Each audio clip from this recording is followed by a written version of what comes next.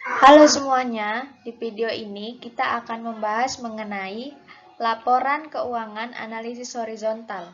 Sebelumnya, perkenalkan, nama saya Mirna Duyanti, mahasiswa semester 3 dari Universitas Samudra Langsa, Prodi Akuntansi.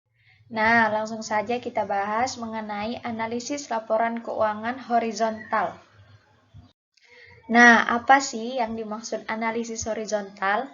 Analisis horizontal adalah suatu analisis persentase, kenaikan ataupun penurunan yang terdapat di dalam berbagai pos akun laporan keuangan yang komparatif. Berdasarkan analisis ini, jumlah pada setiap pos laporan tahun terakhir bila dibandingkan dengan pos yang ada di dalam laporan keuangan sebelumnya. Setiap jumlah peningkatan dan penurunan per pos akan dicantumkan, termasuk di dalamnya peningkatan dan penurunan persentase.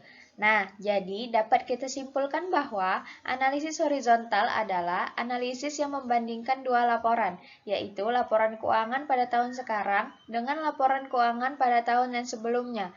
Analisis ini bisa membandingkan antara 3 tahun periode atau lebih periode laporan komparasi. Nah, analisis komparatif atau analisis horizontal ini terbagi menjadi dua, yaitu satu, analisis perubahan dari tahun ke tahun, dan analisis tren angka indeks. Analisis perubahan tahun ke tahun merupakan analisis dengan periode jangka pendek, yang biasanya terdiri dari 2-3 tahun. Nah, analisis ini merupakan perubahan secara absolut dan persentase.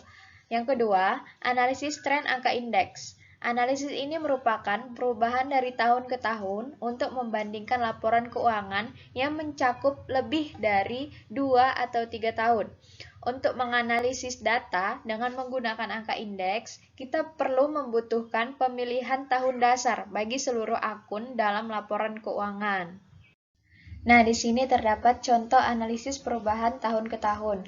Kita misalkan laporan keuangan PT XYZ dengan 2 tahun periode, yaitu tahun 2015 dan tahun 2016 dengan akun pendapatan bersih, laba bersih, kas dan setara dan kewajiban lancar serta ekuitas.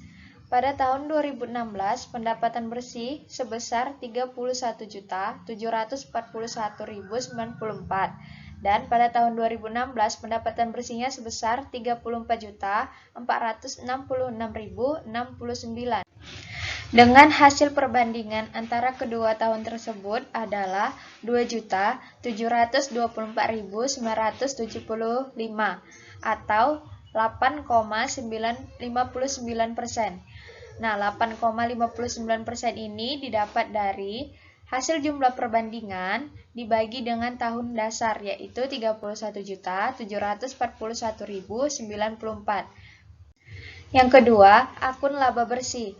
Pada tahun 2015, laba bersih sebesar 3.592.132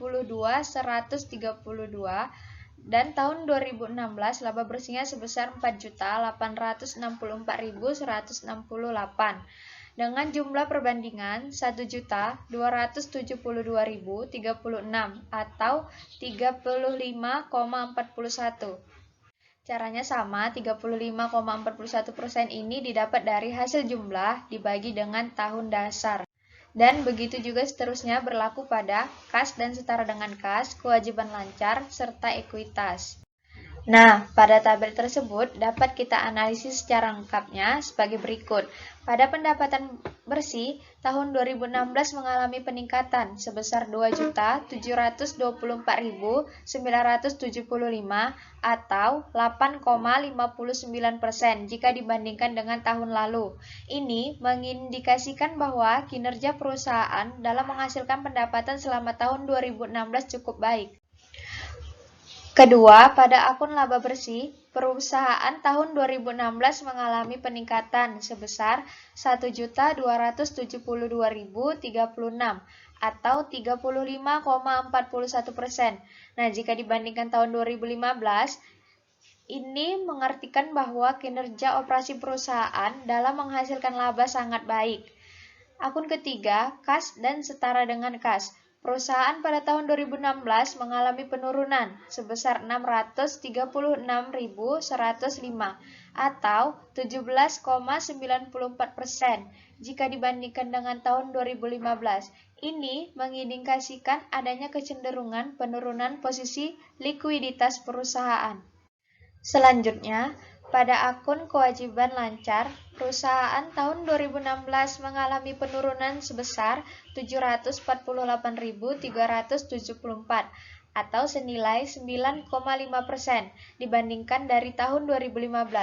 Ini mengidentifikasikan adanya kecenderungan peningkatan posisi likuiditas perusahaan.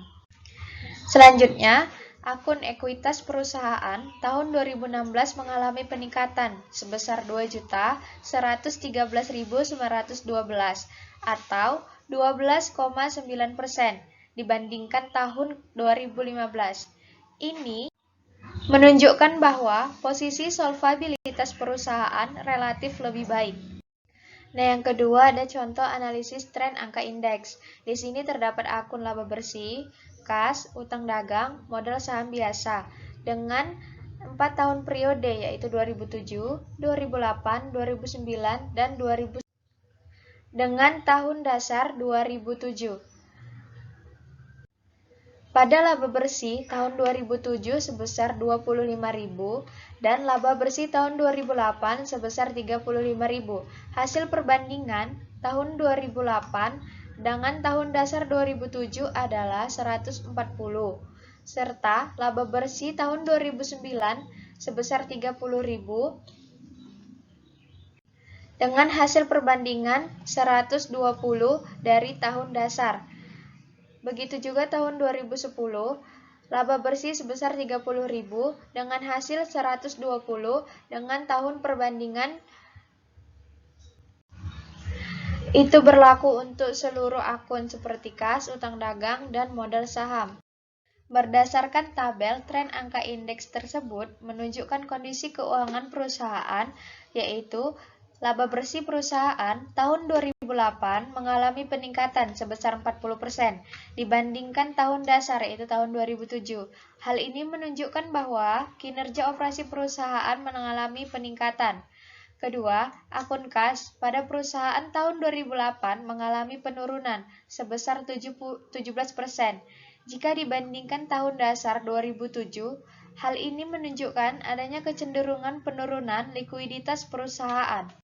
Selanjutnya, pada akun hutang dagang, perusahaan tahun 2008 mengalami peningkatan sebesar 33% jika dibandingkan tahun 2007. Hal ini menunjukkan adanya kecenderungan penurunan likuiditas pada perusahaan. Nah, yang terakhir, pada akun modal saham biasa, tahun 2008, perusahaan tidak mengalami perubahan jika dibandingkan dengan tahun dasar tahun 2007. Baiklah, inilah hasil penjelasan saya mengenai laporan keuangan analisis horizontal. Mohon maaf jika ada salah penyampaian dalam materi. Saya ucapkan terima kasih.